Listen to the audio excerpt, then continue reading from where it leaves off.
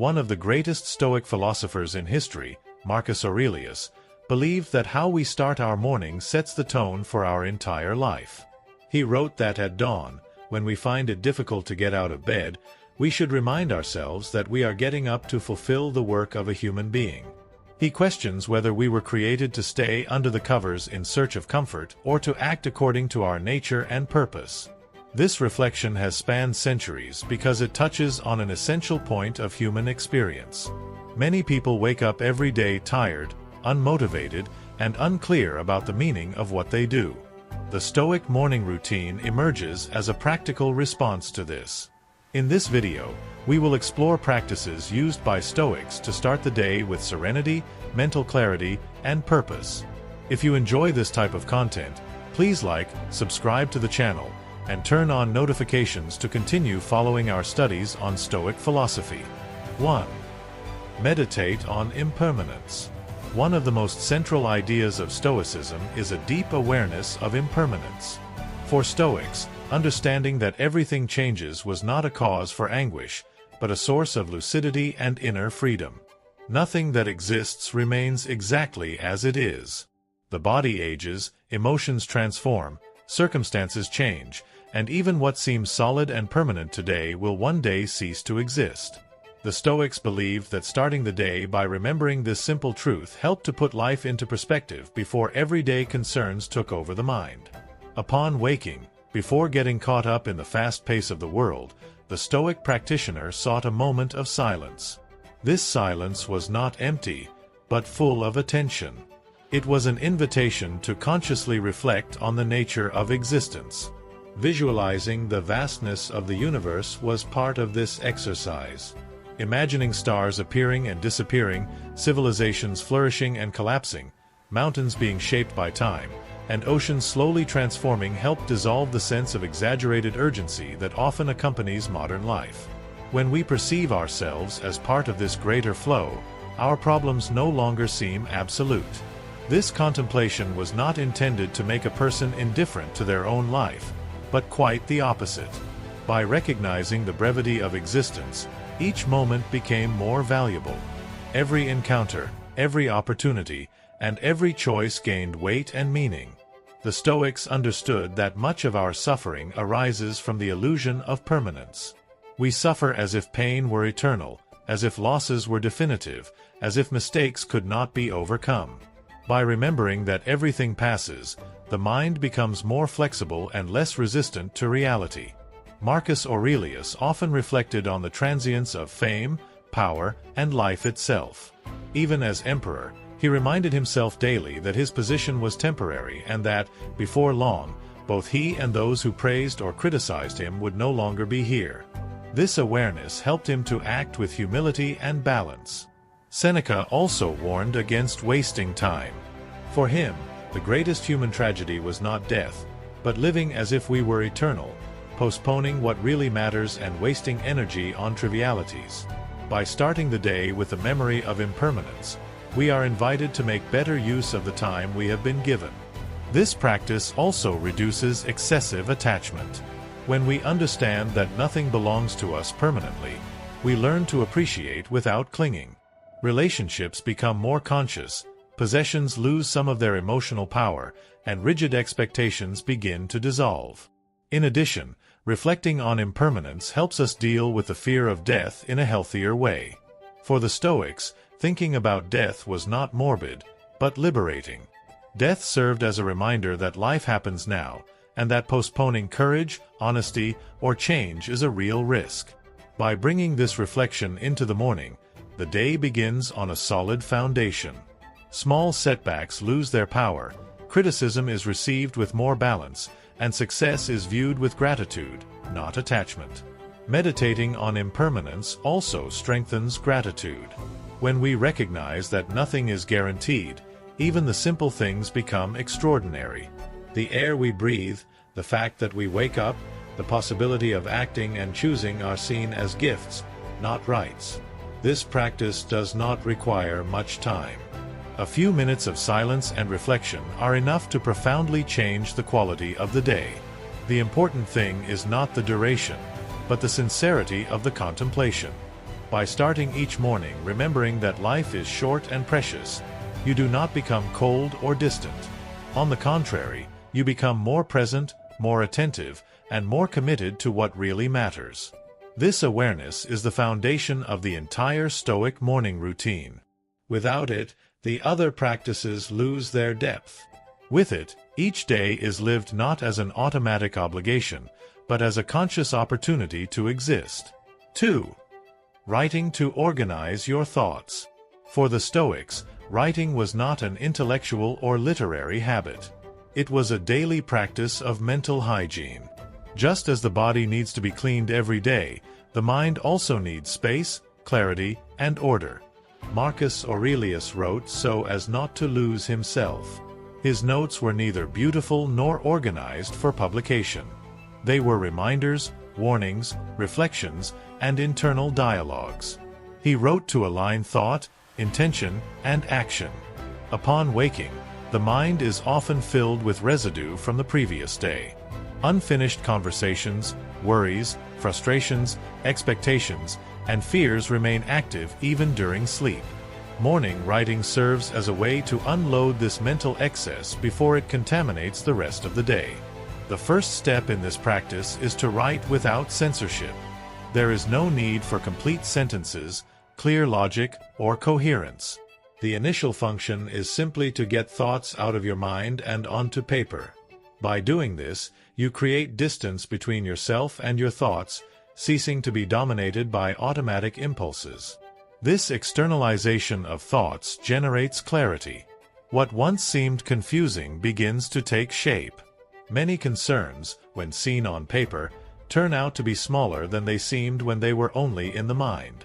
Others prove to be repetitive, signaling that they are consuming energy without offering any real solution. After this initial emptying, the Stoics directed their writing toward conscious gratitude. Unlike superficial gratitude, this practice does not ignore difficulties, but recognizes what is already present. Writing about small things, such as being alive, being able to think, having the chance to act, creates a more stable emotional foundation for the day. Gratitude, in this context, does not serve to numb pain, but to balance perception. It reminds us that life is broader than momentary problems and that there is always something worthy of recognition, even on difficult days. Writing then becomes a tool for moral self-examination. The Stoics believed that constant reflection was essential for character development. Simple but profound questions guided this process. Did I act in accordance with my values yesterday? Where was I overcome by impulses? Where can I do better today? These questions were not intended to generate guilt, but awareness. For the Stoics, making mistakes was part of the human condition. The real problem was not making mistakes, but repeating the same mistakes due to a lack of reflection. Writing also helped strengthen one's commitment to virtue. By recording thoughts and intentions, a person became more accountable for their choices. What is written down gains weight. It comes into existence in a more concrete form. Another important aspect of this practice is the development of emotional autonomy. By writing, you learn to observe your emotions without being completely absorbed by them. Anger, fear, anxiety, and frustration cease to be invisible forces and become objects of analysis. Over time, this habit creates a healthier relationship with the inner world. You become less reactive, more aware, and more able to respond to situations with reason rather than impulse. For the Stoics, the diary was a space for radical honesty. There was no need to impress anyone. It was a place where you could admit weaknesses, recognize limits, and reaffirm values without masks. This practice also strengthens continuity between days. Each morning connects with the previous one. Writing creates a common thread that allows you to perceive patterns of behavior, personal progress, and areas that need attention. Finally, writing in the morning prepares the mind for action. By organizing thoughts, recognizing what matters, and aligning values, the day ceases to be just a sequence of random events and begins to be lived with intention. This is the essence of Stoic writing. Not recording life, but learning to live it better. By incorporating this habit into your morning routine, you create a space of clarity that accompanies you throughout the day, helping you face challenges with more balance and lucidity. 3. Daily intentions, not goals. One of the most important distinctions of Stoicism is the difference between what is within our control and what is not. This distinction serves as the basis for the practice of daily intentions. In modern life, we are constantly encouraged to set goals. Productivity goals, financial goals, physical goals, and performance goals. Although goals can provide direction, the Stoics realize that they often tie us to outcomes that depend on external factors, leading to frustration, anxiety, and feelings of failure. For Stoicism, true freedom lies in directing our attention to what depends solely on us, our choices, our attitudes, and our character. This is where intentions come in. While goals focus on what we want to achieve, intentions focus on how we choose to live. They are not linked to future outcomes, but to the quality of our presence in the now. An intention is a conscious decision about the kind of person we want to be throughout the day. When starting the morning, Stoics did not just ask themselves what they needed to do, but who they needed to be. This change in perspective completely transforms the way we view daily events. Setting a Stoic intention means choosing a virtue as a guide. Wisdom, courage, justice, and temperance were considered fundamental virtues. By choosing one of them, a person created a moral axis that guided their actions, decisions, and reactions. For example, choosing the intention to act with patience does not mean that the day will be free of challenges. It means that when challenges arise, the response will be conscious. Intention acts as a silent reminder that accompanies the mind throughout the day. The Stoics knew that we cannot control the behavior of others, delays, other people's mistakes, or unexpected events. But we can always control how we respond to them. By setting intentions, we cease to be hostages to external circumstances. This practice also helps reduce excessive self-judgment. Goals often create a binary logic of success or failure. Intentions, on the other hand, allow for continuous progress. Even on a difficult day, it is possible to recognize moments when the intention was honored. Seneca taught that life should not be evaluated solely by events, but by how we deal with them. A daily intention invites us to measure the day not by what was achieved, but by the moral quality of the choices made. Intentions also strengthen internal coherence. When actions and values go hand in hand, a sense of integrity emerges. This coherence reduces internal conflicts and creates a solid foundation of emotional tranquility. Another important aspect of Stoic intentions is flexibility. They do not rigidly structure the day, but adapt to it. Regardless of what happens, the intention remains valid. Whether in moments of success or difficulty, it remains a reference point. Over time, this practice transforms identity. By choosing to act virtuously every day, these choices cease to be a conscious effort and become habits. Character is shaped not by big, isolated decisions, but by small, repeated choices. The Stoics believed that living well does not mean living without problems, but living in harmony with one's own rational nature.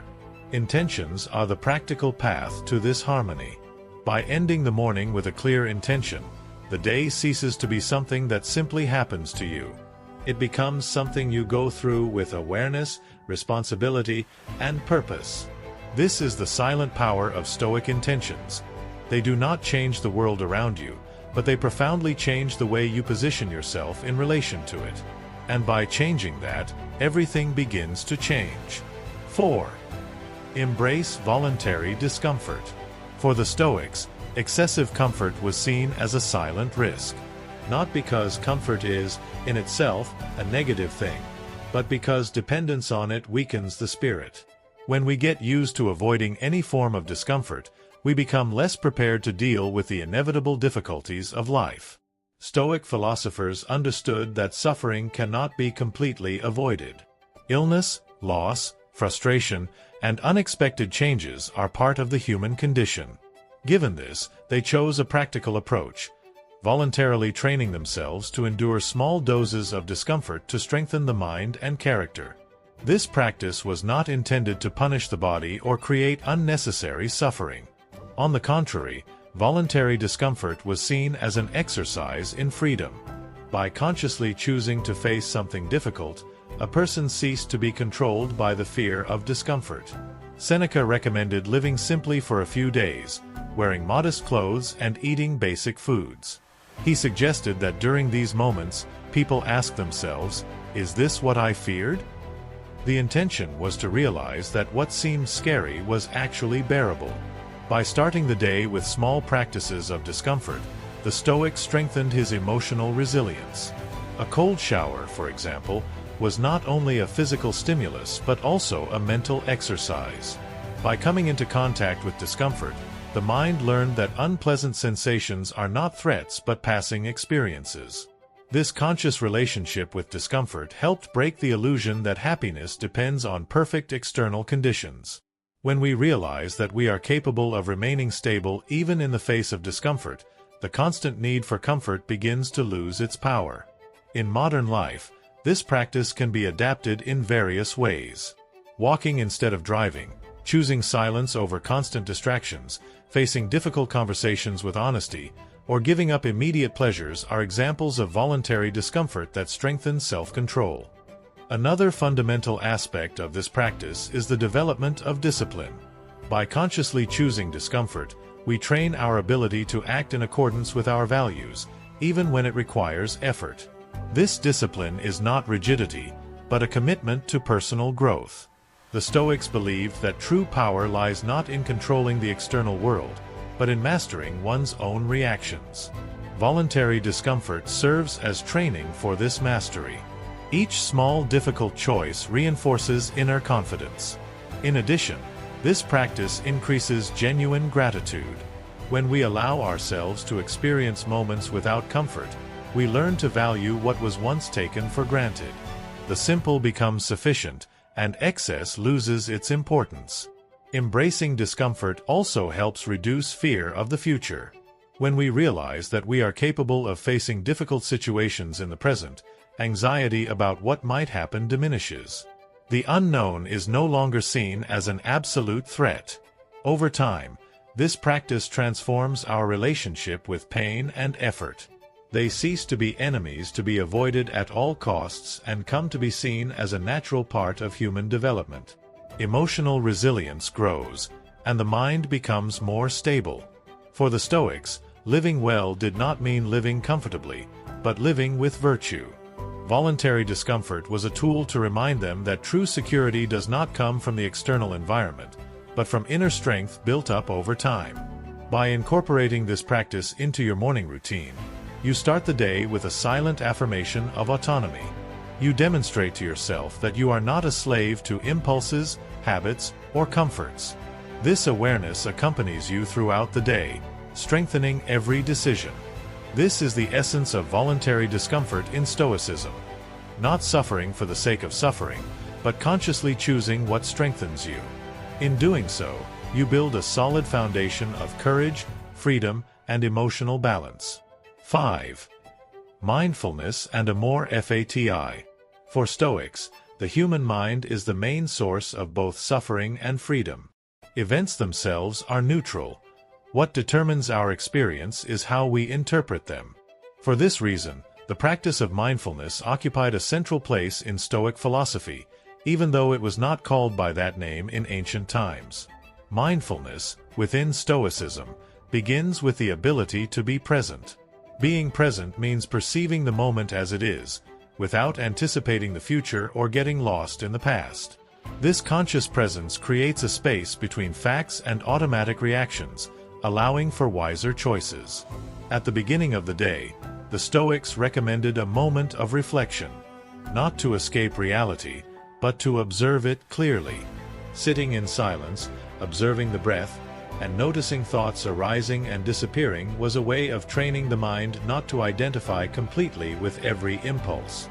In this state of observation, thoughts cease to be commands and become passing events. Emotions are not denied, but recognized without absolute control. This internal detachment is what allows us to act rationally instead of reacting impulsively. Mindfulness also reinforces one of the most important principles of Stoicism: the distinction between what depends on us and what does not. By observing the mind, it becomes easier to perceive which thoughts are useful and which are just mental noise. This reduces anxiety and increases clarity. After this moment of presence, the Stoics reflected on a profound and transformative concept: amor fati, the love of fate. Amor fati does not mean passivity or conformity. It means accepting reality as it presents itself and, more than that, welcoming it as an essential part of life. To love fate is to recognize that every event, pleasant or painful, is part of the fabric of existence. For Stoics, resisting reality only causes additional suffering. When we fight against what has already happened, we waste energy that could be used to act wisely. Amor fati is the practice of saying yes to life as it is. This includes successes and failures, joys and losses, ease and difficulty. This deep acceptance does not weaken a person. On the contrary, it strengthens them internally. Marcus Aurelius often reflected on the need to accept events as part of the natural order of the universe. For him, everything that happens is connected to a greater whole, even when we cannot immediately understand the meaning. By starting the day with amor fati, a person mentally prepares themselves for any scenario. Instead of expecting everything to go according to plan, they commit to responding with virtue to any situation that arises. This reduces frustration and increases emotional resilience. This practice also transforms the relationship with suffering. Instead of seeing pain as meaningless, the Stoic sees it as an opportunity to exercise virtues such as patience, courage, and humility. Suffering ceases to be just a burden and becomes a field of learning. Mindfulness combined with amor fati creates an attitude of active serenity.